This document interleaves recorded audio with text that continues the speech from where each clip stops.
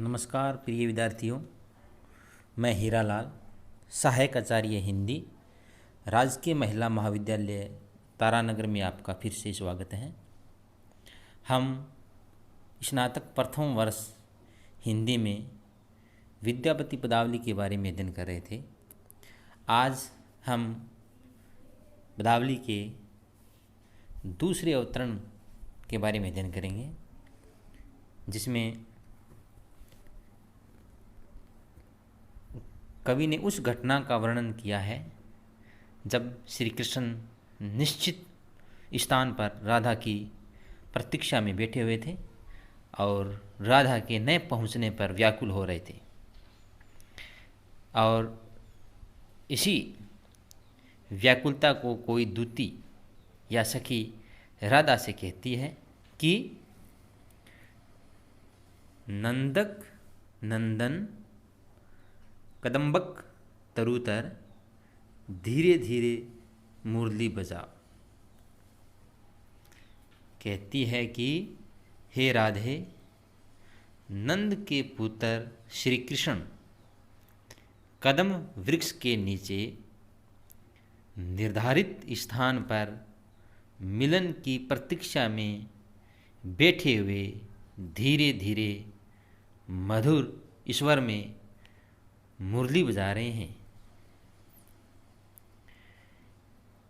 समय संकेत निकेतन बैसल बेरी बेरी बोली पठाओ।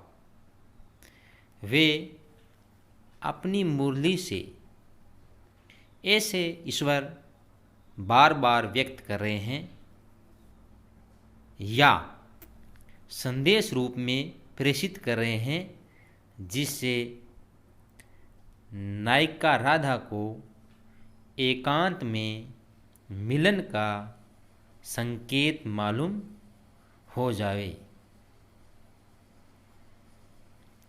सामरी तोहरा लागी अनखुन बिकल मुरारी। सखी कहती है कि हे श्यामा, तुम में अनुरक्त होकर एवं तुमसे मिलने के लिए श्री कृष्ण अनुक्षण का मतलब होता है प्रतिक्षण विकल हो रहे हैं। जमुनाक तीर यानी कि यमुना के किनारे उपवन उद्वेगल फिरी फिरी तत ही निहारी।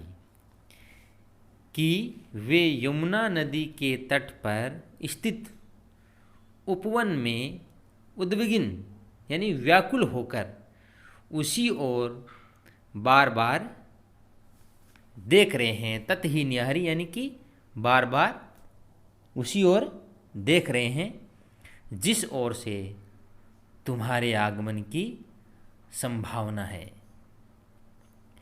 गोरस बीके नीके अबीत इते जाइते जनी जनी जनी पुछ बन मारी।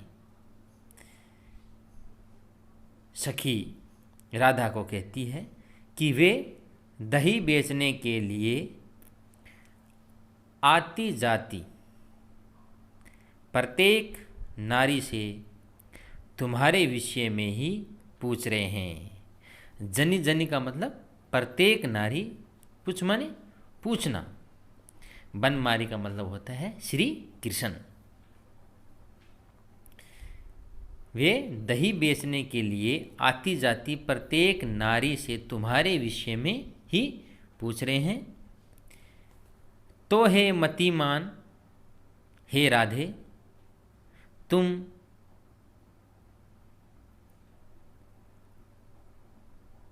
बुद्धिमती हो। तो हे मतिमान, तुम बुद्धिमती हो। सुमति मधुसूदन, और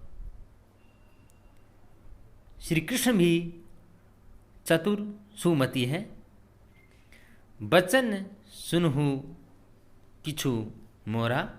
हे राधे, तुम मेरी यह छोटी सी बात सुन लो कि तुम भी बुद्धिमती हो और श्री कृष्ण भी चतुर सुमति है, अर्थात तुम दोनों समान बुद्धिशाली हो, इसलिए तुम दोनों का परस्पर प्रेम होना स्वाभाविक और उचित भी है।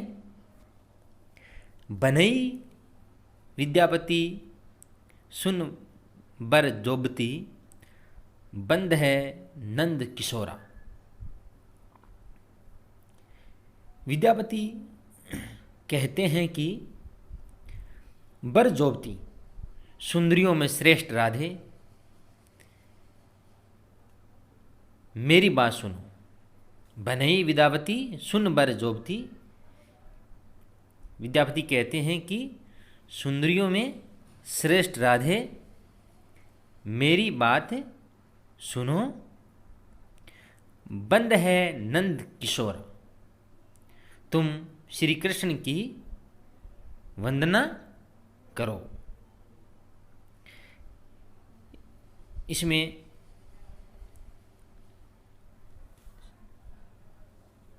मैथिल कोकिल विद्यापति द्वारा रचित पदावली में यह पद कृष्ण वंदना से संबंधित है। यह पद कवि ने मंगलाचरण की तरह गाया है। इसमें कवि ने अपने आराध्य अथवा आराध्या की वंदना के साथ ही काव्य के प्रतिपाद्य विषय का संकेत भी किया है। पद में शब्द चयन भावानुकूल एवं श्रृंगार रसानुरूप है।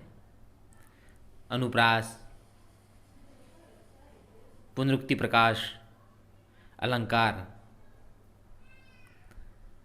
का प्रयोग हुआ है।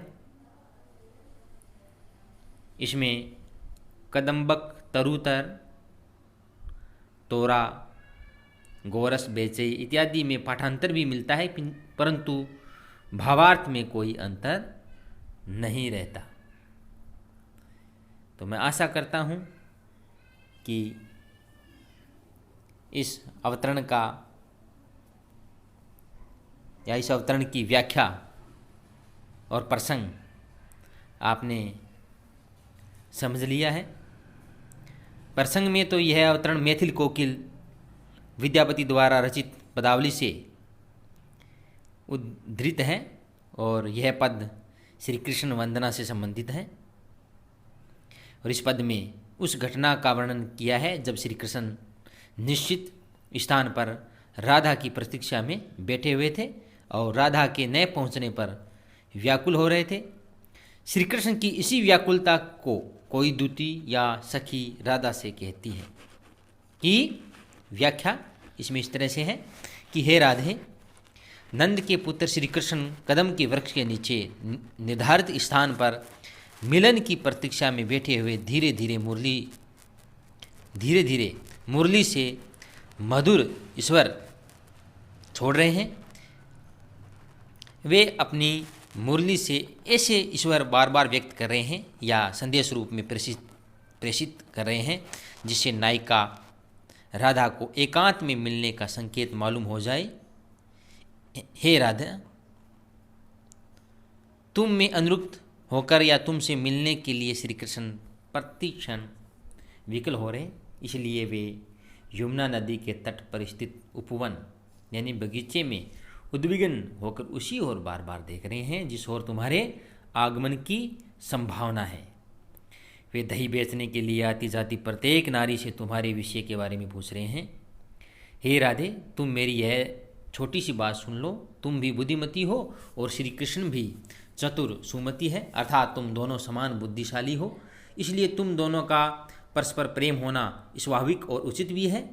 अंत में विद्यापति कहती हैं कि सुंदरियों में श्रेष्ठ राधे, मेरी बात सुनो, तुम श्री कृष्ण की वंदना करो। धन्यवाद।